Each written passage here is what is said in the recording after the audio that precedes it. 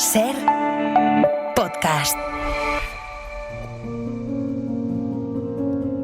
Creo que con la documentación de que disponemos, sí. Porque indudablemente el matrimonio de Enrique IV con Blanca fue disuelto por una sentencia dictada por persona que no tenía capacidad para ello. Nunca fue confirmada por el Papa y por consiguiente tampoco hubo nunca una dispensa para el segundo matrimonio. Somos bastantes los que creemos que la heredera legítima era Juana la mal llamada, la Beltraneja, que en realidad era Juana de Castilla y le usurpó el trono a Isabel. Era la legítima hija de Juan II de Castilla y en ese sentido es una mujer, una persona con legitimidad dinástica directa por vía masculina, que es lo que prevalece. Pues yo me temo que no tenía ninguna legalidad, ninguna legitimidad para llegar al trono. Lo que pasa es que ella se la construyó, la legalidad, para hacerse con la herencia de su hermano Enrique a costa de su sobrina Juana.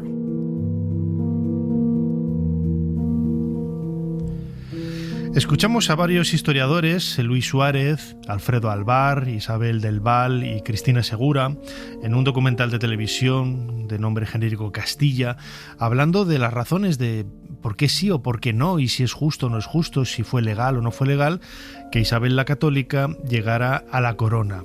El que una reina fuera, el que una mujer fuera reina, en este caso de Castilla, bueno, pues ya en aquella época, pues hizo tambalear, ¿no?, algunos de los pilares de la sociedad. No era la primera vez, ¿no?, que una gran mujer había llegado a la corona, ¿no? Por ejemplo, en el Reino de León, ya en el siglo XII, la primera reina que se considera, ¿no?, de una forma legal en Europa es doña Urraca I de León.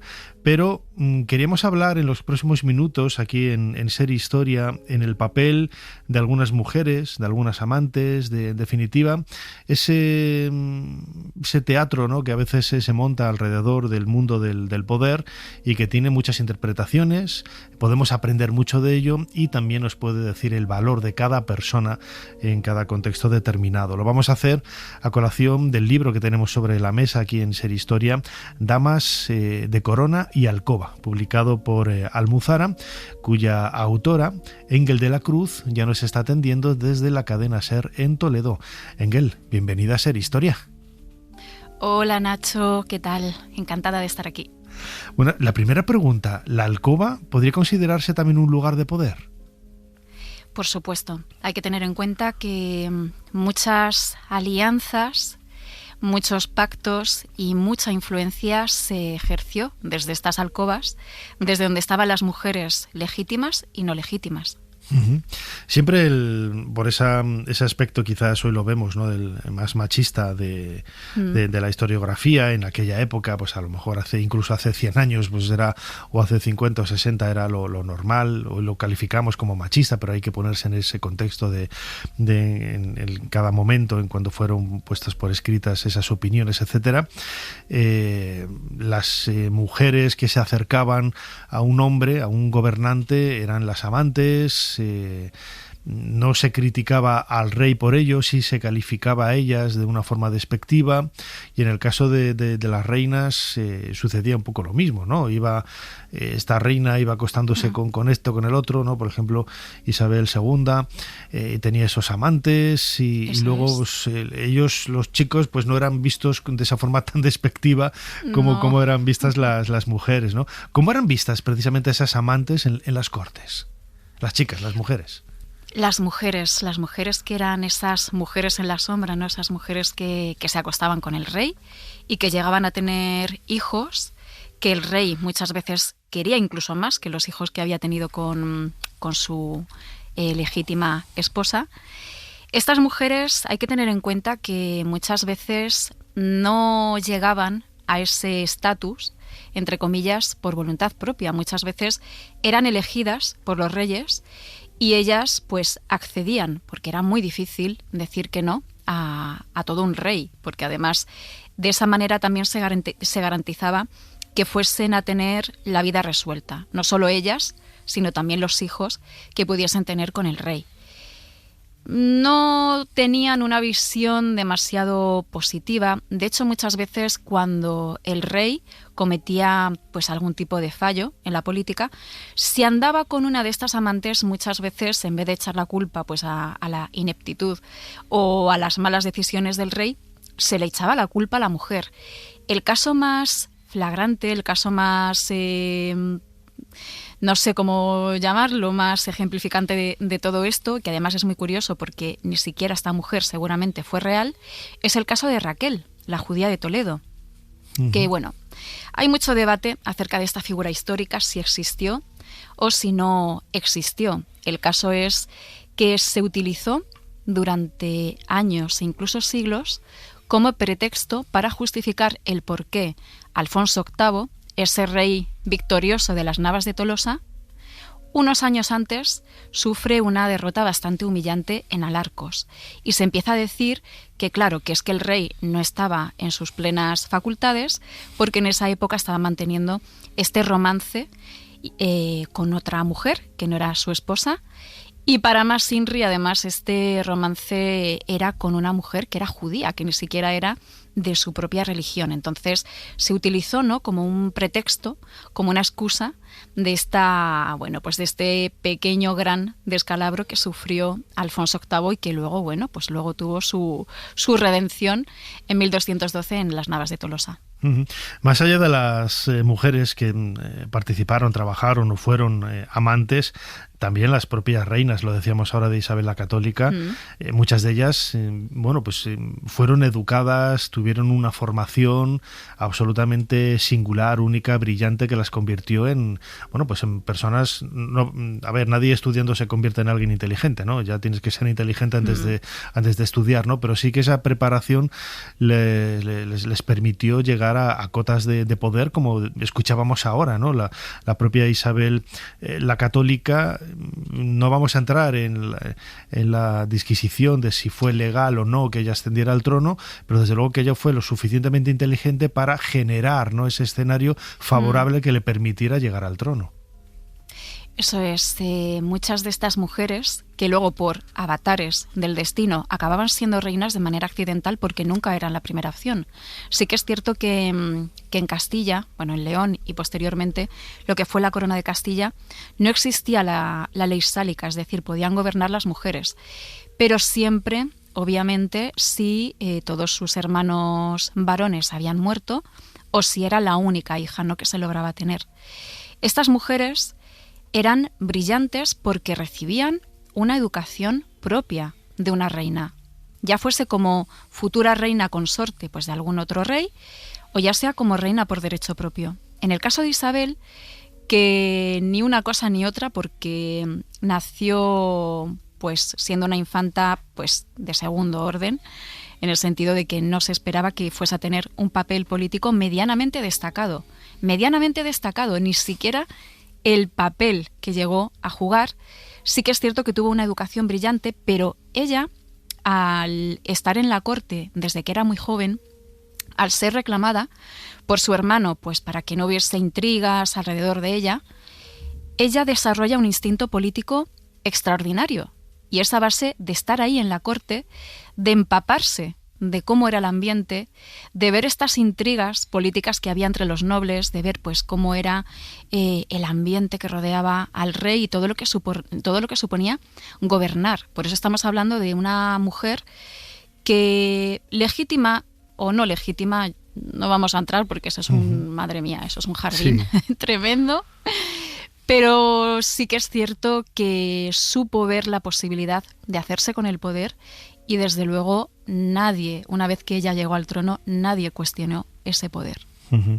En tu libro hablas de varias reinas, entre ellas Isabel la Católica, también Isabel de Valois, que era, bueno, pues un matrimonio de compromiso, donde quizás Isabel de Valois llega aquí con apenas 15 años, no tenía ni la formación ni las aptitudes quizás que pudiéramos ver en mujeres como la mencionada Isabel la Católica. Hablas también de la princesa de Éboli, de Mariana de Austria.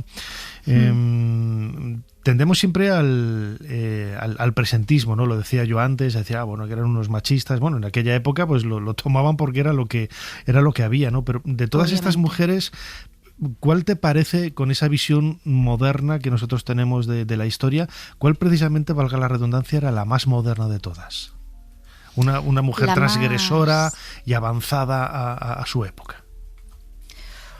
Pues podrían ser muchas. Estamos hablando efectivamente de mujeres que precisamente no se conocen tanto por el presentismo que ha invadido la historia durante siglos y siglos, y me atrevería a decir que incluso hoy en día en algunos sectores sigue predominando ese presentismo.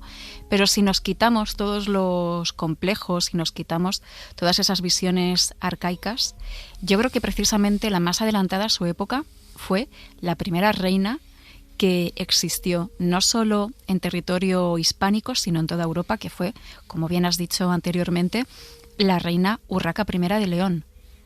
Ella sí que supo transgredir todo, porque vivió como quiso. Sí que es cierto que acató 2 matrimonios que ella no quería, primero con Raimundo de Borgoña y luego el famoso matrimonio que desembocó en una serie de guerras que fue con Alfonso, el batallador de Aragón. Pero al margen de eso, ella tenía amantes, no los ocultaba. De hecho, con su último amante, con Pedro de Lara, llegó a tener hijos, incluso.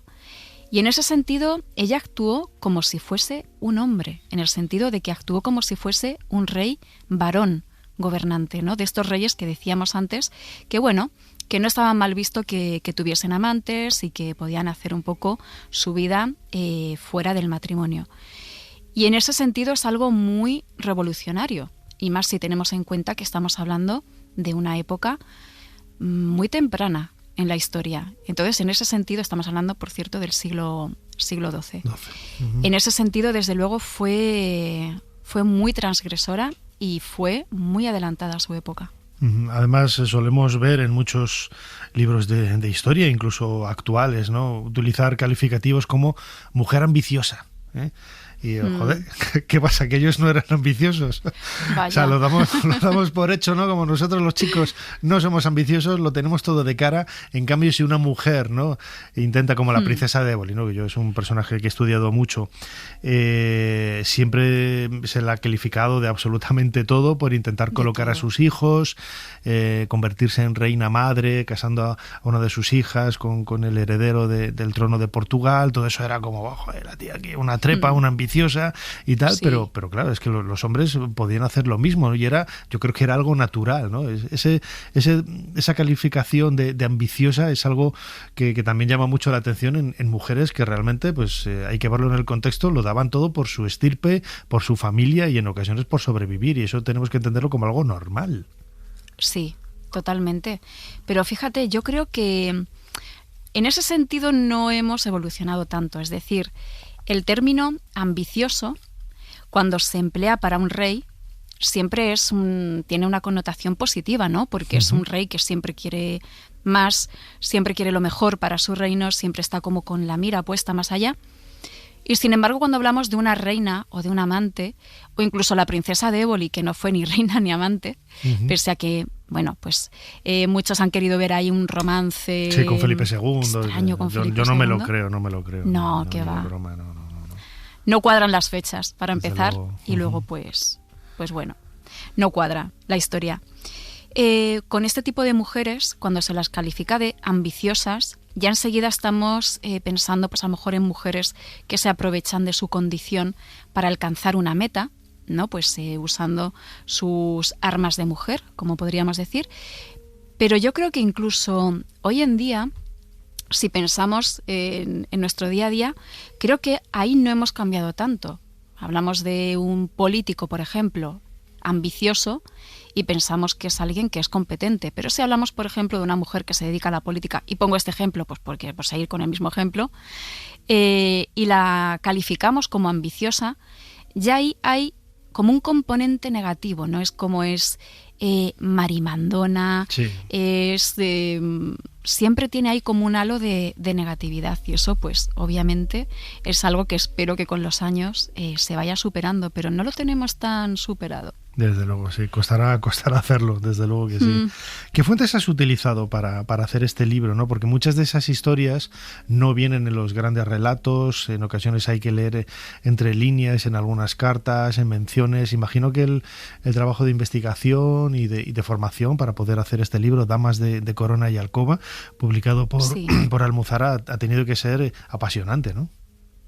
Ha sido apasionante, ha sido maravilloso, muy gratificante muchas veces porque he encontrado datos que no esperaba encontrar porque pensaba que no se conocían, y ha sido también pues bastante duro en el sentido de que muchas de estas mujeres, porque yo empiezo en la época de los visigodos y sigo con toda la alta Edad Media, todo lo que supone la pérdida de información, y que son siglos que son en ese sentido oscuros, en otros sentidos no, pero en el tema de las lagunas documentales son bastante complicados de hablar acerca de esas épocas.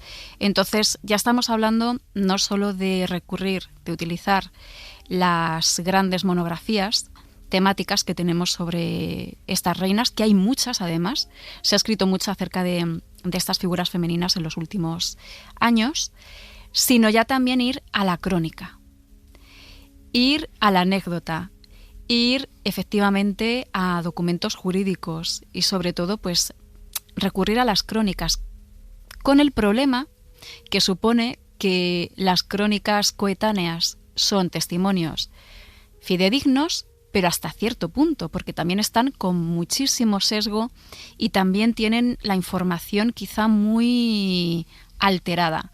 Entonces hay que hacer una gran comparativa y ver pues qué puede ser verdad, qué intereses había también detrás de esas crónicas, que eso es muy importante. Entonces, bueno, pues hay que cribar mucho la información. Y por supuesto, para temas menores, por así decirlo, para reinas quizá con un componente más local, estamos hablando, por ejemplo, del reino de Pamplona, que luego será el reino de Navarra, estamos hablando del reino de Asturias. Ahí también he recurrido a artículos universitarios más especializados, más concretos, que también pues desde ese filtro de las crónicas pues son también de muchísima utilidad. Engel, ya como para ir acabando, me pasa a mí, ¿no? Ahí genera cierta desazón cuando ves una fotografía, ¿no? Yo, por ejemplo, como egiptólogo, veo fotografías de excavaciones arqueológicas de finales del 19, comienzos del 20, salen varios personajes, un arqueólogo conocido, junto a personaje desconocidos. Anónimos. Sí, lo mismo sucede, ¿no?, en algunas pinturas, retratos ya de época, ya pues a partir del Renacimiento, sobre todo, que en ocasiones se intentan ubicar, ¿no?, como la amante de... y claro, es una mujer que no tiene nombre. Imagino que muchas de estas mujeres, por desgracia, no tendrán ni siquiera una referencia ni en documentos, ni en crónicas, ni en cartas, ni nada, porque era, bueno, pues el comportamiento en sí mismo que ellas realizaban era algo secreto, oculto, y no hay absolutamente nada de información de ellas, y han pasado a la historia en una hoja en blanco, ¿no? Sí, es muy frustrante, porque además muchas de estas mujeres no fueron simplemente pues una más, por ejemplo, en la vida de un rey, sino que fueron mujeres que tuvieron una historia importante y que sabemos que tuvieron cierta relevancia. Si retrocedemos en el tiempo, las lagunas, ¿no?, documentales de las que hablaba, y esa omisión de nombres es todavía peor, porque en el caso, por ejemplo, de las primeras mujeres de las que hablo en el libro, que son las visigodas, las reinas godas, conocemos muy poquitos nombres, muy poquitos. Y además se hace desde una posición totalmente consciente, es decir, quien escribía las crónicas de los reyes, pues obviamente pues mencionaba el nombre del rey, por eso conocemos también la famosa lista, mencionaba el nombre de los hijos, de los obispos, de los consejeros, y sabíamos que había una reina, pero no se decía el nombre. ¿Por qué? Porque no importaba. Claro. Es una forma de... Bueno, lo que tú dices, ¿no? No importaba, hoy lo vemos como con esa idea, ¿no?, frustrante, ¿no?, desde el punto de vista del historiador. Y es que en aquella época pues no importaba, es que lo tienes que admitir, no importaba, ¿no? Sí, es que era así, no hay que ponerse tampoco bravo diciendo, qué tíos, no sé qué, no, es que era lo que era, ¿no? Es una historia realmente fascinante. Invito a todos los que nos están escuchando que se acerquen a leer este libro, Damas de Corona y Alcoba, publicado por Almuzara, de nuestra entrevistada Engel de la Cruz, en donde nos ofrece una historia absolutamente desconocida de muchas mujeres que estuvieron, iba a decir en un segundo plano, a veces en un primer plano quizás más importante que algunos de los protagonistas que han llegado hasta nosotros, ¿no? Pero desde luego es una visión diferente de la historia que hay que tener absolutamente en cuenta. Engel de la Cruz, como siempre, muchísimas gracias por habernos ayudado a hacer un poquito más de historia. Nada, muchísimas gracias a ti.